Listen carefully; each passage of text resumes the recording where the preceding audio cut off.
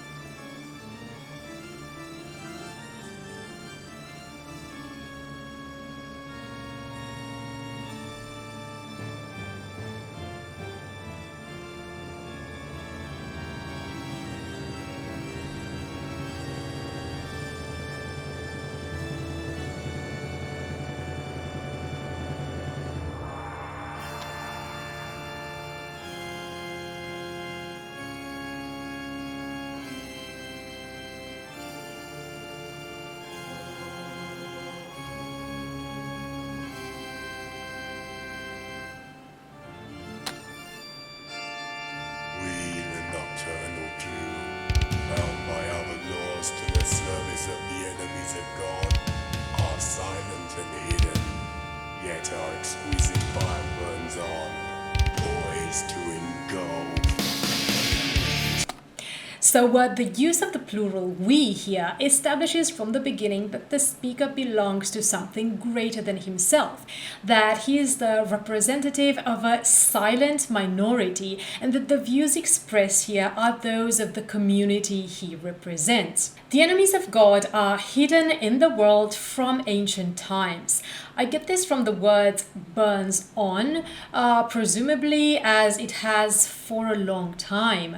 They have exquisite powers and they are plotting to engulf, to take over the majority that has kept them in the shadows.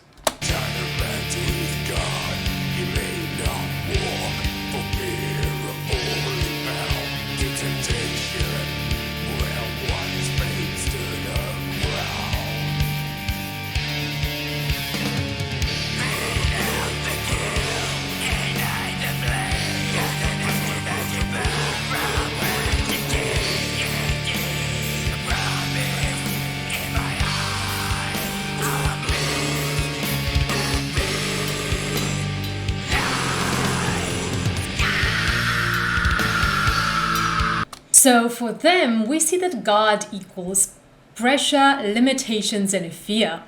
A Christian will live in fear at each step taken of making mistakes and causing God's anger, and is overwhelmed with fear at their inevitable mistakes. The silent minority to which the speaker belongs is advocating for the renunciation of guilt, of the pressures to be perfect and pristine, and is promising a new age devoid of such constraints, a world of mist and midnight sky.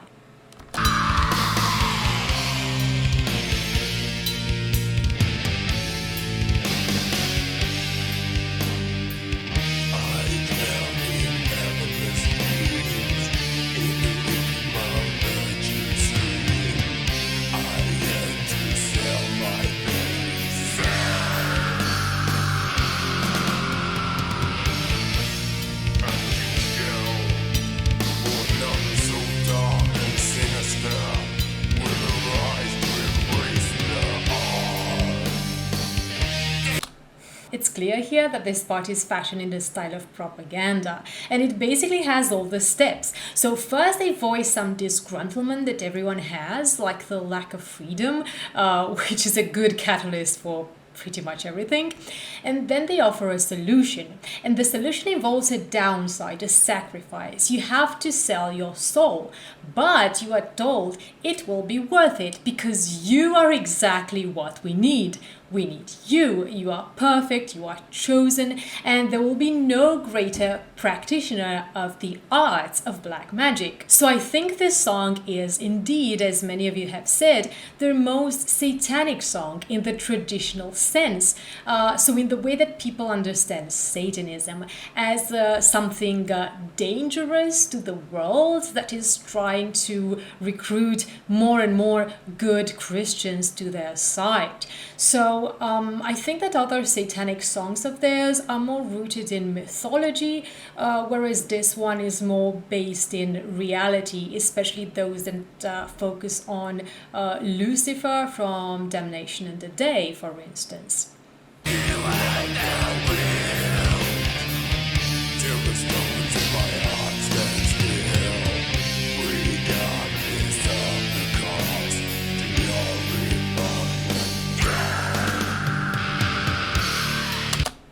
Do What Thou Wilt is a reference to the English mystic Aleister Crowley and the new religious movement he elaborated, which is called Thelema.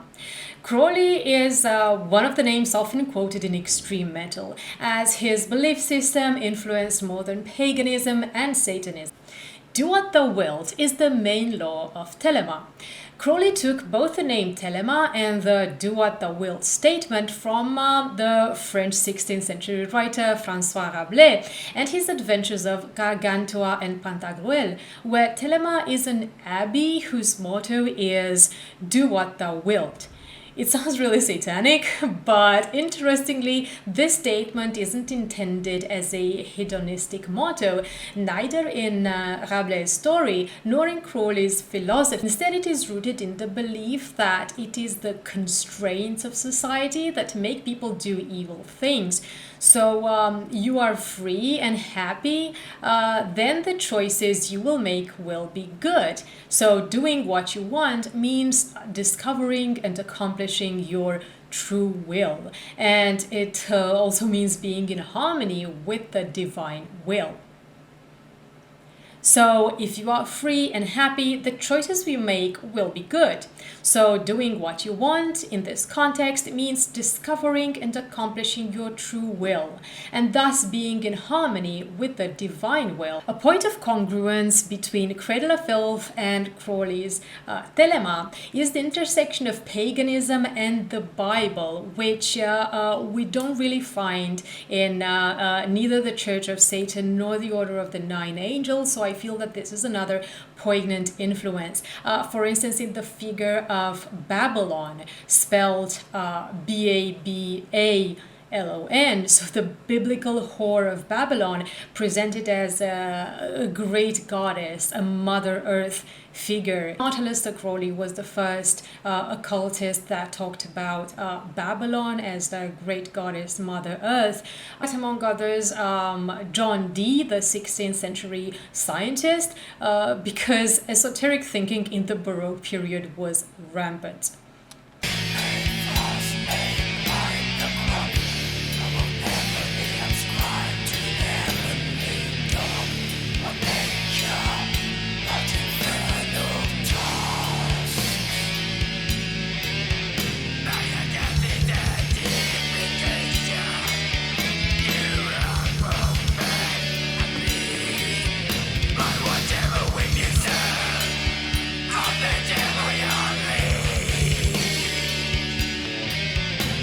I think that this part refers to how Christians blame everything that happens, everything bad that happens on the devil, instead of taking into account other factors, including God, believing that he cannot be responsible for bad things, for tragedies. So basically, if you keep being accused of something, you might as well do it and be what your accusers fear so much.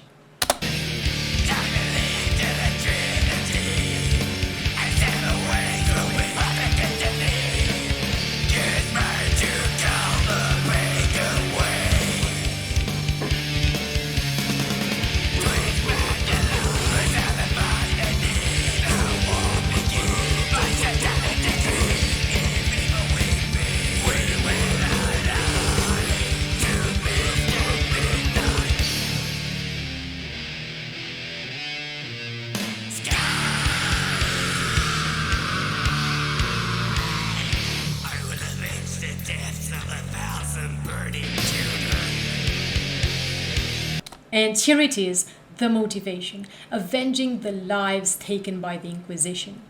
Again, this isn't about a love for Satan, but rather a deep hatred of things done in God's name.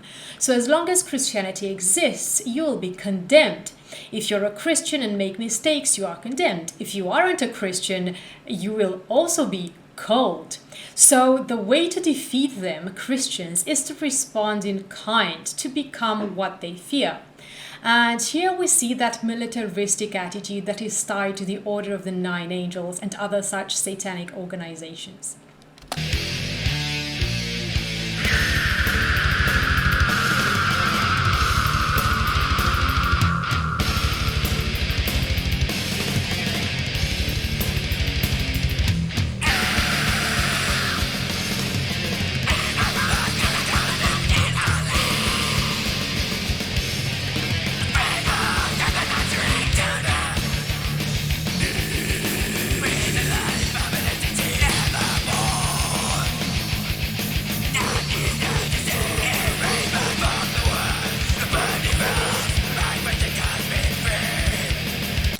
Again, the recruitment for a war that will bring justice to those that had been hidden in the shadows for so long.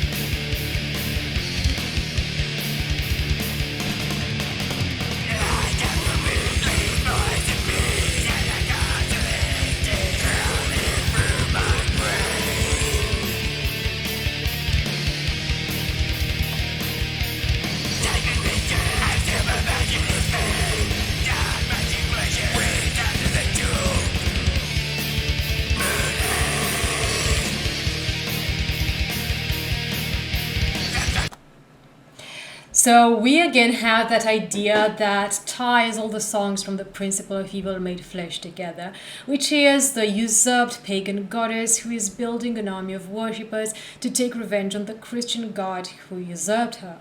And magic and eroticism go hand in hand. So he worships her in a sexual way. So this again goes in a Crawley direction rather than pure Satanism in this part of the song. Lycanthropy, please poison me. I love this. So she will grant him supernatural powers, making him a werewolf, so someone who is magically bound to kill for her purposes. So I feel that this part and the one that follows are the most Cradle of Filth parts of the song, if I may say it like this.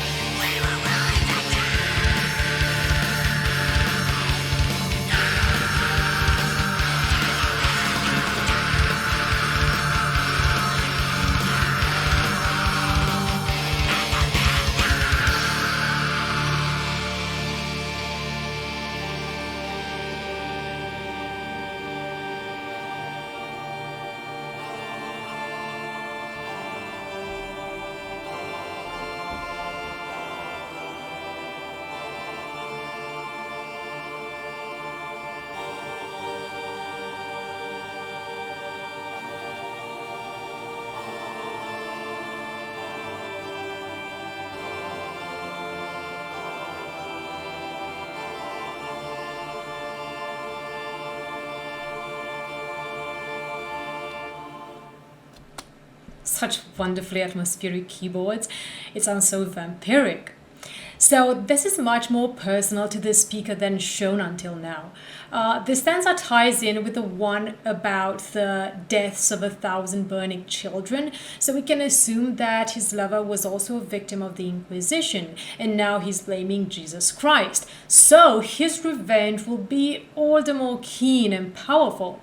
So the speaker is not just a propagandist, but he is someone who suffered himself and who believes in the justice of revenge. It's not that I mean to say that the song itself is meant to be actual satanic propaganda, because their songs are always so artistic. Art is always at the forefront with Cradle of Filth. So this was my analysis, everyone. Thank you so much for watching. I hope you enjoyed it. And as I said in the last video as well, I'm going to continue discussing several other songs that you have suggested to me and that we believe to be more satanic, and we are going to look more at the directions in which they are taking the themes of Satanism. I'm really curious to hear your opinion about this. Also, next on my list are To the Art of Witchcraft and Tearing the Veil from Grace. Again, thank you so much for watching, and please like and subscribe if you haven't already, and stay tuned for another episode of Dr. Metalhead, where we analyze metal lyrics. See you soon.